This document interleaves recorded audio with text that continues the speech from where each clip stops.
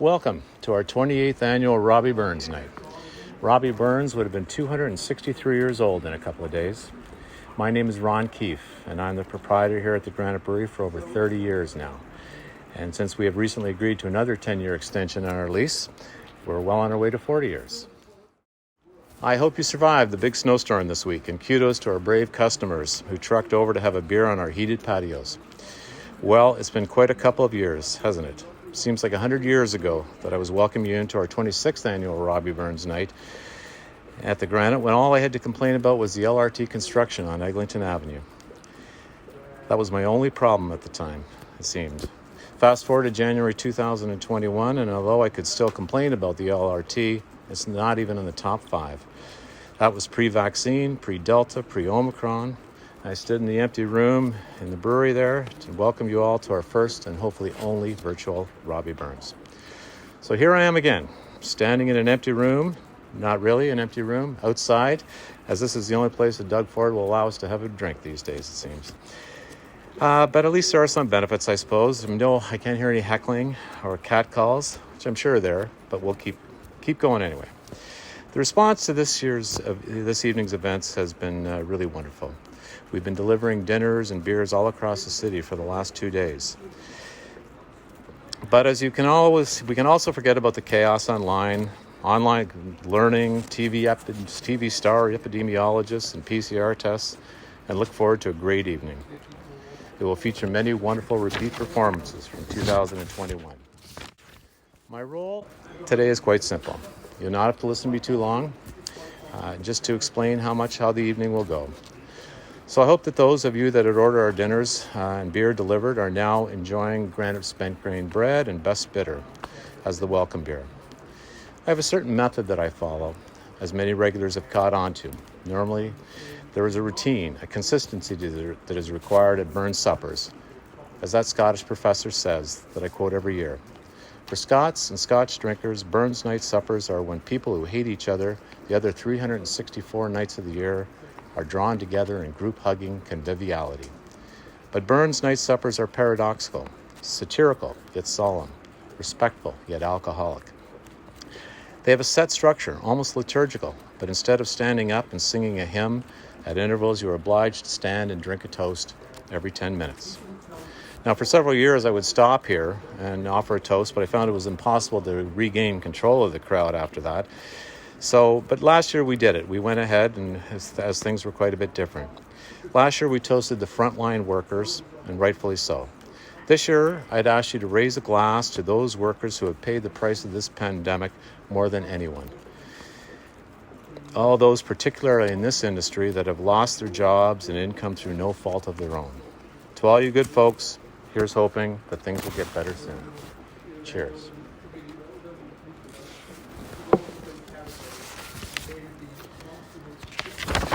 Now, we've had many great Burns suppers in the last 26 years and one virtual, many memorable moments. We have lots of people who come every year, but there are also some first-timers this year, we know. Now, for 20 years, I've always started the introduction the same way. The haggis is in the building. Now the haggis is in your house. Thankfully, the production of haggis has been declared an essential service around the world. And as many of you know, we get our haggis from Allen's Scottish Butchers, created by master haggis chef Steve Allen, and the ultimate frontline worker that he is. I meet Steve every January to discuss the state of the haggis crop, but this year, as everything else, it was different. I'm sorry to report that due to the last-minute restrictions placed on gatherings, almost all Burns night suppers have been canceled. So the haggis crop this year is probably the lowest ever. Add that to Steve and his family all welcomed Omicron into their house a few weeks ago. Now they're doing well, but we're lucky to get our share of it. And as always, Steve has come through, and you're in for a treat. Burns had a short but remarkable life. He was deemed the world's first rock star. He wrote hundreds of songs and poems, 3 or 4 wives, 13 children, and he died at 37 years old. His life was full of crazy ups and downs, successes and tragedies. His words and songs live on and around the world. Burns' works have been published in over 40 languages. So how do we celebrate? In a wonderful repeat performance, we have the remarkable Kevin Pett of the 48th Highlanders is back for the 27th year as our piper. And yes, Graham Small, the greatest haggis addresser, is back for the 22nd time. These great people have been a mainstay of our Burns Night Suppers for years, and I've asked a few favors to make these nights happen, and they have been there. Plus, they have been great Granite supporters throughout the year. Now, we must thank Burns for being born in January. This is the time of year that we need help. We need a little bit of reason to celebrate. He's getting away. That was Burns getting away. We have some wonderful talent coming up through the presentation, so stay tuned. If you're not in the mood to create your own entertainment, if you are in the mood at least to create your own entertainment, go to scotland.org or robertburns.org and download in a minute his complete works. Trust me, randomly quoting Burns to friends and family will be very impressive to all.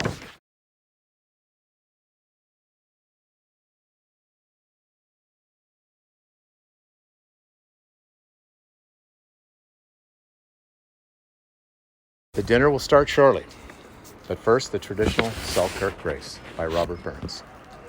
Some ha meat and canna eat, and some would eat that want it. But we ha meat and we can eat, say let the Lord be thanked. So I invite you to stand for the second toast of the night to the only writer whose birthday is celebrated worldwide. Happy 263rd, Robert Burns. Cheers.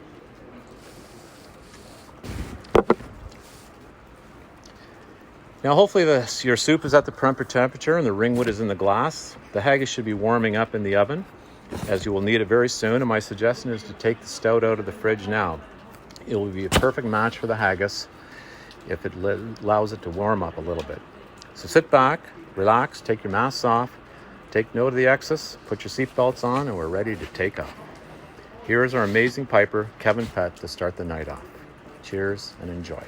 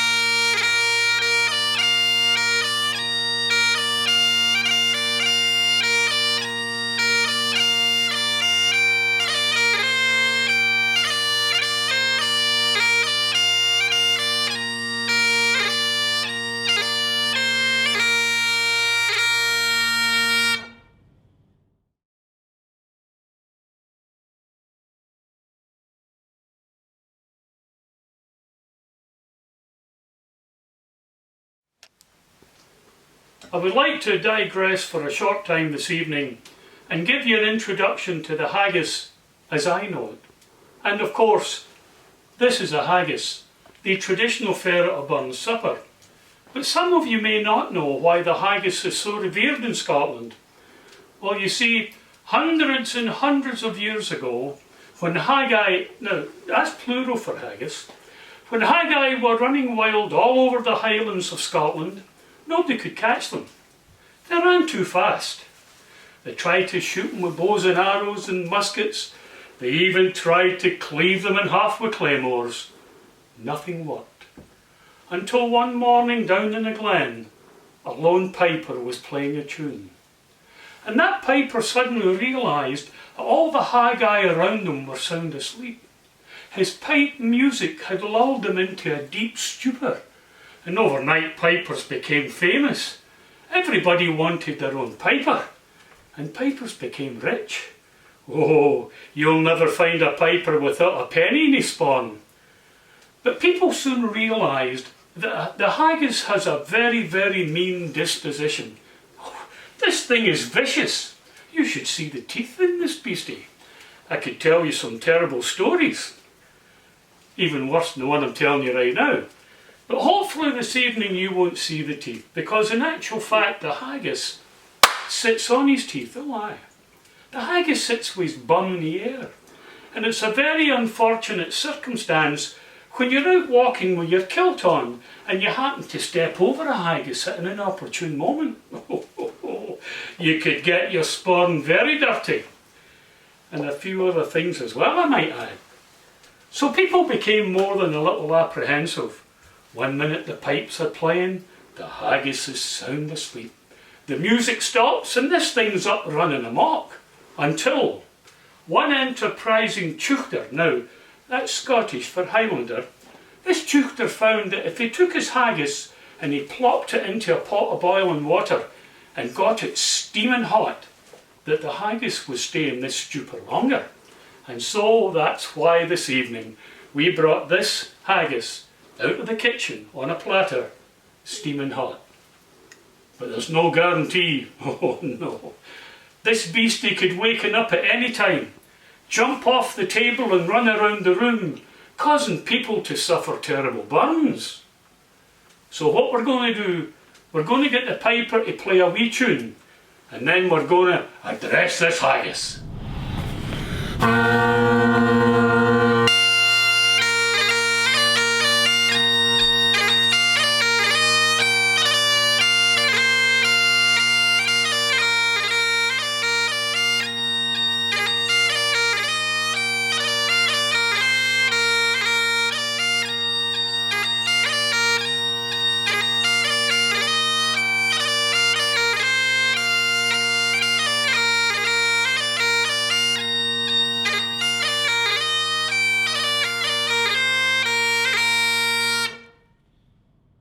The Address to the Haggis by Robert Burns. Wherefore your honest sonsy face, great chieftain o' the puddin' race, aboon them a' ye tak your place, pench tripe or thern, will ye worthy o' a grace, as langs ma earn. The groaning trencher there ye fill, your hurdies like a distant hill, your pin would help to mend a mill in time o' need, while through your pores the dews distil, like amber bead.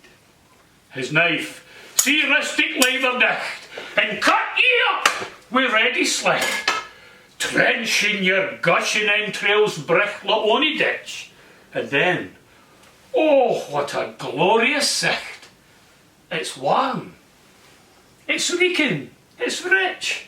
Then horn for horn the streech and strive, till tak the hindmost on the drive, till a' their well swelt kites belive or bent like drums, and ill good man mislike to rive. With anchor hums. Is there the Emery's French ragout, or olio that would staw a sou or fricassee, with mac or spew with perfect scunner, look down with sneer and scorn for view, on sick a dinner? Poor devil, see him o'er his trash, as feckless as a withered rash. His spindle shank a good whiplash is even it, through bloody flood or field to dash. Oh, how unfit! But mark, the rustic haggis fed, the trembling earth resounds his tread.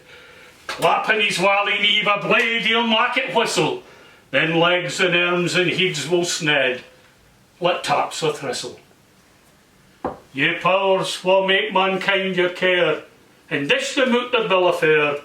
Old Scotland wants nae skinking ware that jouts and luggies. But if you wish her grateful prayer, gie her a haggis. Please, charge your glasses. The haggis, slàinte.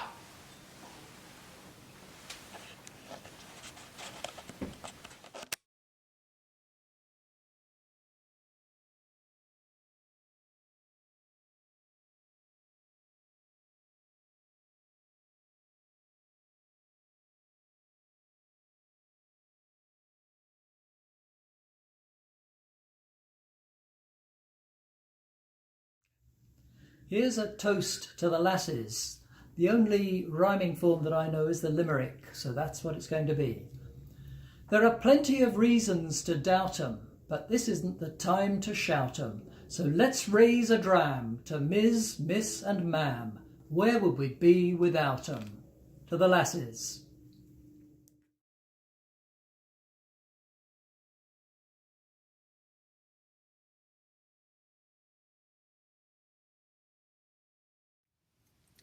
A toast to the laddies. To all thee merry men on this virtual Burns call, with thy wit, thy wisdom, thy wisecracks and all, we thank thee for being there, and for nae being square, raising thy glass wi' us into the air. You put up wi' our whims and our need to be right. You brave our fierce wrath wi'out much of a fight. You can take our critiques, shedding scarce a tear, for at the end of the day, there be solace in beer. But yous are the ones we oft turn to in need of fun and laughter mid this vile pox indeed. So enter into the spirit of this virtual beer land, but remember thy place as second in command. Lassies, join me in a toast to the laddies. Evening. I'm here tonight to propose a toast to the laddies. I think maybe others have done the same this evening, but you can never have too many toasts on Burns night. I'm going to read you a limerick that Ian wrote, as follows. Some are goodies, others are baddies. Some single, some married, some daddies. I've even kissed a very old mister. So here's a toast to the laddies.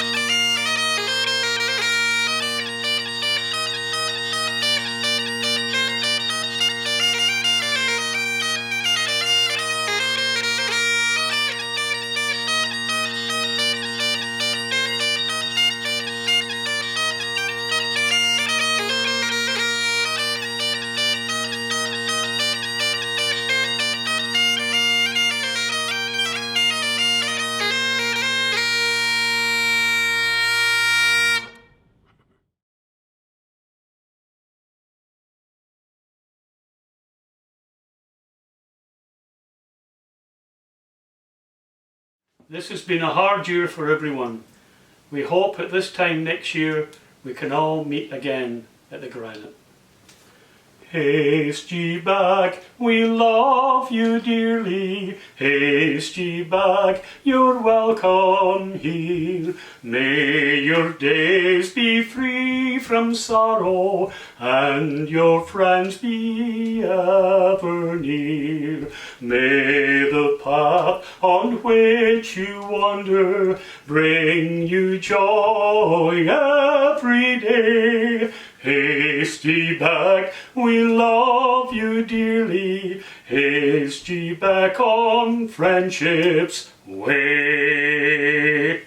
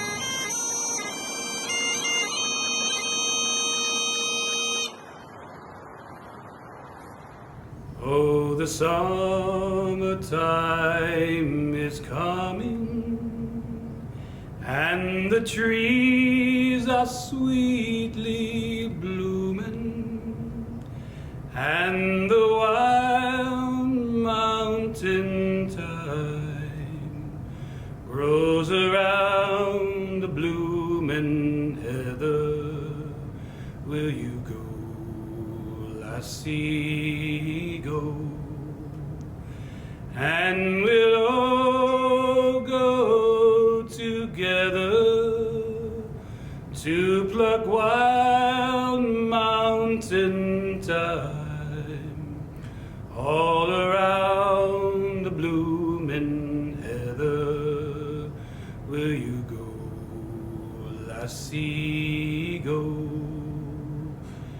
I will build my love a tower for a pure crystal fountain, and on it I will pile all the flowers of the mountain.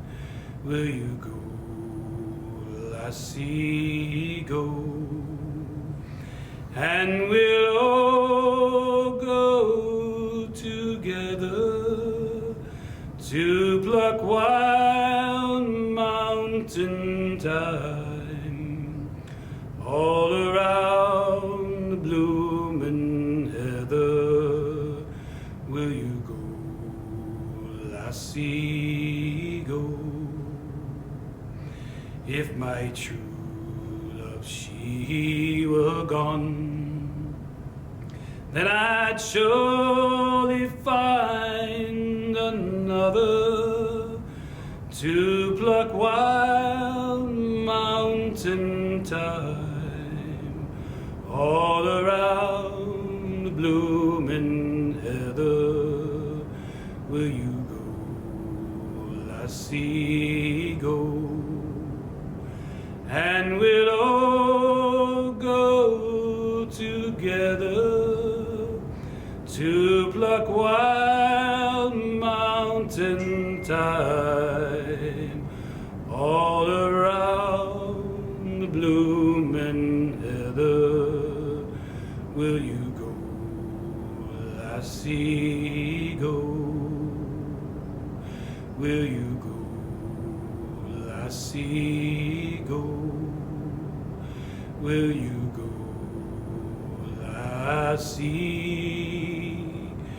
go?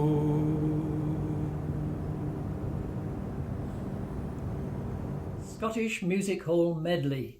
I just come down from the Isle of Skye. I'm no very big and I'm awful shy. Lasses shout as I go by, Donald, where's your trousers? Let the wind blow high, let the wind blow low. Through the streets in my kilt I'll go. All the lasses say, hello, Donald, where's your trousers?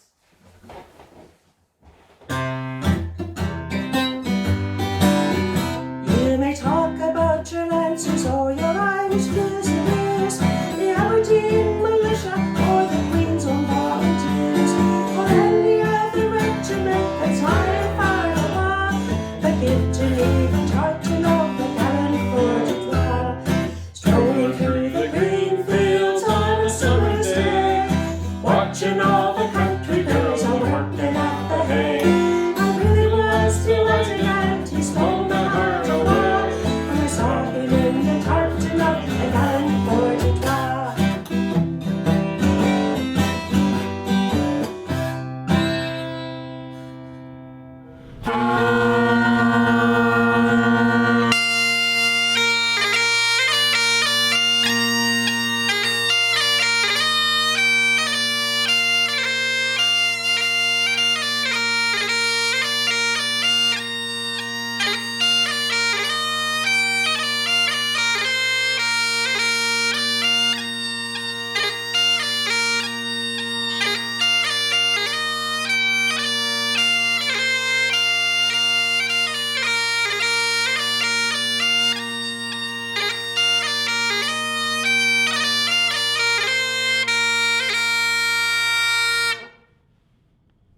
Highland Mary by Robert Burns. Ye banks and braes and streams around the castle o' Montgomery, green be your woods and fair your flowers, your waters ne'er drumly. There summer first and fodder robes, and there the longest tarry. 'Twas ere I took the last farewell o' my sweet Highland Mary. How sweetly bloomed the grey-green birk, how rich the hawthorns blossom, as underneath their fragrant shade I clasped her to my bosom. The golden hours and angels' wings flew o'er me and my dearie, for dear to me as light and life was my sweet Highland Mary. Wi' mony a vow and locked and brace our parting was fu tender, and pledging aft to meet again, we tore ourselves asunder. But oh, fell death's untimely frost that nipped my flowers sae early. Now green's the sod and cold's the clay that wraps my Highland Mary. Oh, silent now those rosy lips I after kiss so fondly, and coast for aye that sparkling glance that dwelt in me so kindly, and mouldered in new and silent dust that hurt that loved me dearly. But I within my bosom's core will live, my Highland Mary. I belong to Glasgow, dear old Glasgow town. There's something wrong with Glasgow, 'cause it's going round and round. I'm only a common old working man, as anyone here can see. But when I've had a couple of drinks on a Saturday, Glasgow belongs to me.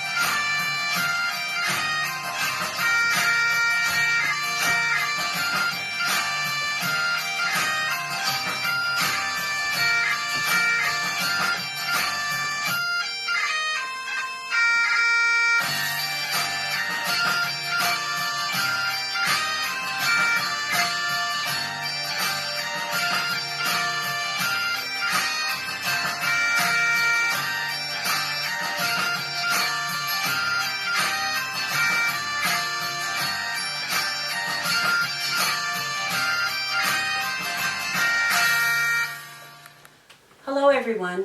We heard about the death of a friend's father this morning, and in his obituary there was a Robert Burns poem that Graham and I had never heard before, and I'd like to share it with you now.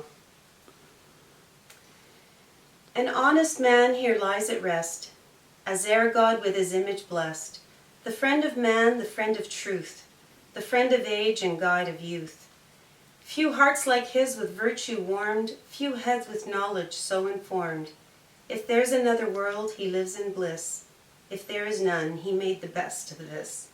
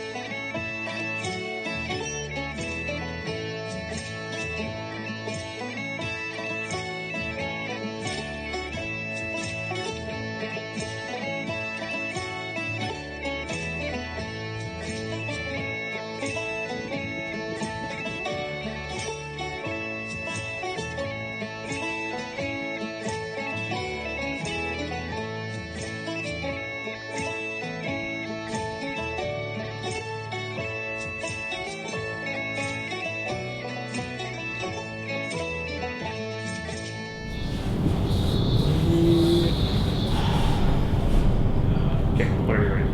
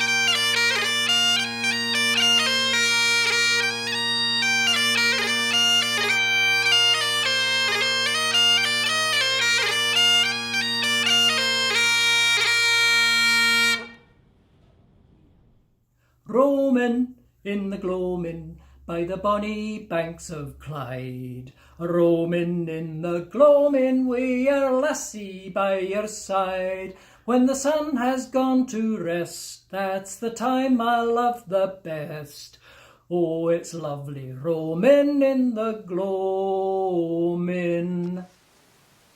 Away in the Highlands there stands a wee hoose, and it rests on the crest of the brae, where we as laddies played long, long ago. And it seems it was just yesterday, where the heather bells are blooming just outside Granny's door, where as laddies there we play in the days of long ago, in the shadow of Ben Braggy and Gosby's lordly stain. How I wish that I could see my granny's Hieland hame. I can still see old granny, a smile on her face, as sweet as the heather dew, wi' a tear in her eye as she bade me goodbye, saying, laddie, may God bless you. Where the heather bells are blooming just outside Granny's door, whereas laddies there we play in the days of long ago, in the shadow of Ben Braggy and Gosby's lordly stain. How I wish that I could see my granny's Hieland hame.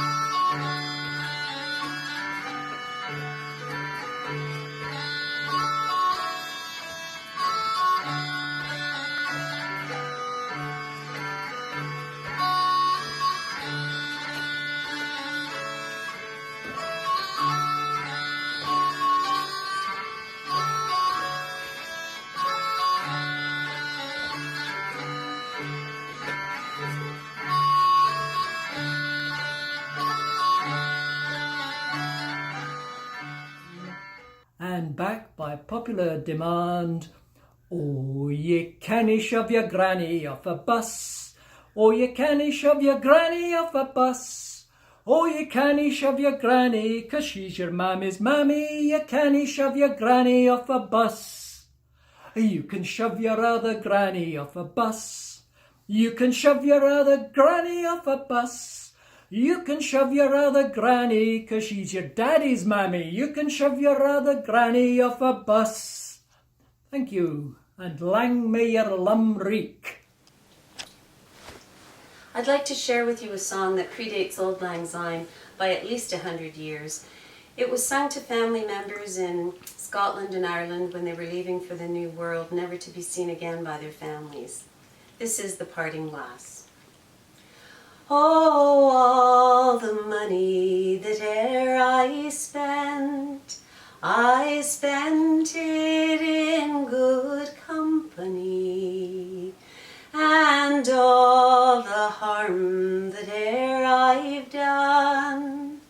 Alas, it was to none but me, and all I've done for want of wit, to memory now I can't recall. So fill to me the parting glass. Good night, and joy be with you all.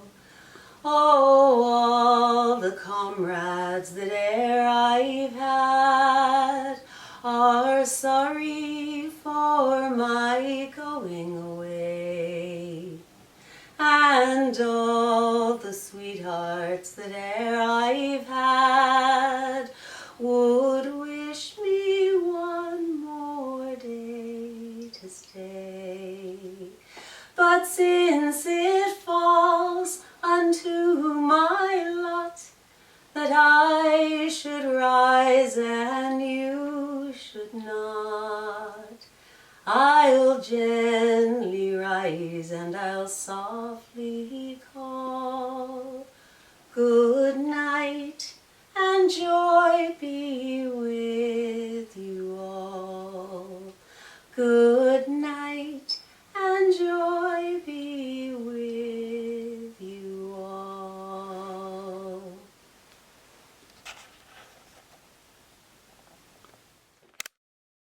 Thanks so much, everyone. I really hope you enjoyed our second and hopefully last virtual Robbie Burns night. I'm amazed that I feel totally fine after all that food, beer, and scotch. It hasn't affected me at all. There are many people that have helped us put this together, and I'm eternally grateful. Thank you, Graham and Ellen, and thank you, Kevin. These folks went above and beyond to make this happen. And thanks to everyone that submitted recordings for the night. John and Anne, Maz, Ian, Hillary, Dave, and Kathy. Thanks to Chef Utian and his team, Marty, Guna, Pradeep, for putting this great meal together. And thanks to the brewers, Mayor, Tim, Selena, and Alistair for their fabulous beer. Thanks to Andrew and Sam for putting this presentation together, and thanks to Mikey and Owen for stepping up and doing deliveries across the city. I also want to thank the Granite staff that are not at work these days due to the pandemic. It's been brutal on you, we know, and we miss you all very dearly. And God willing, or I should say Doug Ford willing, we'll be back here soon. Finally, I would like to thank our amazing customers. Not only have you kept us going for the last 30 years, but you've stepped up your support over the last 2 years. Coming in person when you could for takeout food and beer or ordering online has been our lifeline. We've had many wonderful offers of support from the long-term customers, and it's been wonderful. There is some hopeful news on the horizon. I know I said this last year, but better times are coming. We will get through this pandemic and be back better than ever. Cheers, everyone. Stay safe, and I hope to see you all in person soon. Cheers.